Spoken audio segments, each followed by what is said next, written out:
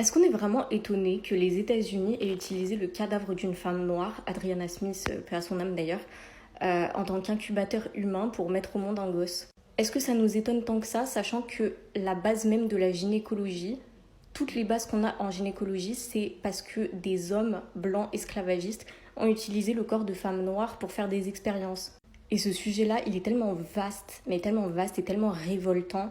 Le fait que, en fait, la médecine et la science de manière générale, ça a toujours servi d'excuse pour justifier les atrocités qu'on a fait subir à des personnes de couleur, à des femmes et à des LGBT. Et je pourrais en parler pendant des heures, tellement ça me révolte et ça me dégoûte. Dites-vous que j'en ai parlé pendant mon bac de philo et mon concours de médecine.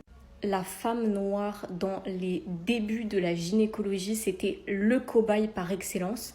Parce qu'à l'époque, il y avait un décret qui était passé aux États-Unis qui interdisait le commerce triangulaire. Et du coup, les esclavagistes, ils essayaient de cultiver, entre grosses guillemets, les esclaves en fait en mettant enceinte du coup les femmes noires.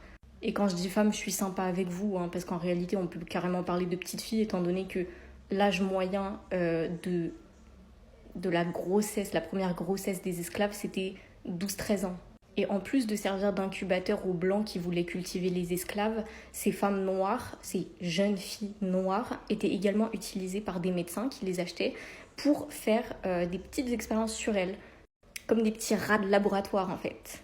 Et tout ça sans anesthésie. Et quand on dit ça, généralement, les gens pensent qu'à l'époque, l'anesthésie, ça n'existait pas. Sauf que ça existait. On avait déjà découvert le chloroforme, on avait déjà découvert l'opium, le papaver somniferum. Donc la douleur de la femme noire, la souffrance de l'esclave, c'était vraiment quelque chose qui était voulu. Et là, je parle que de la gynécologie, mais il y a tellement d'expériences scientifiques, tellement d'expériences sur des personnes noires vivantes qui ont été faites, notamment...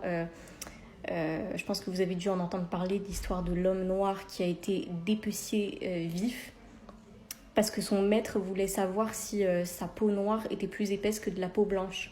Et c'est tellement important de se rappeler qu'aujourd'hui, en 2025, si on a tout ce qu'on a en gynécologie, c'est à cause du sacrifice de ces femmes. C'est à cause de la violence faite aux femmes. Et ça, c'est vraiment, vraiment dégueulasse. De se dire que le progrès scientifique, le progrès médical, en fait, il a été fait au détriment d'autres personnes. Et en plus de ça, comme si c'était pas déjà assez dégueulasse et assez odieux, dites-vous que, en fait, ces médecins-là, qui faisaient absolument toutes leurs expériences sur des femmes noires, leurs croquis, c'était des femmes blanches. Et jusqu'à aujourd'hui, dans les livres d'anatomie, c'est en grande majorité des personnes blanches qui sont représentées. Donc la déshumanisation et l'invisibilisation de la personne noire, ça nous suit jusqu'à maintenant au XXIe siècle. Donc voilà, c'est hyper important de méditer là-dessus et encore une fois, que Dieu accorde le paradis à Adriana Smith et à son bébé si son bébé vient à mourir. Et voilà.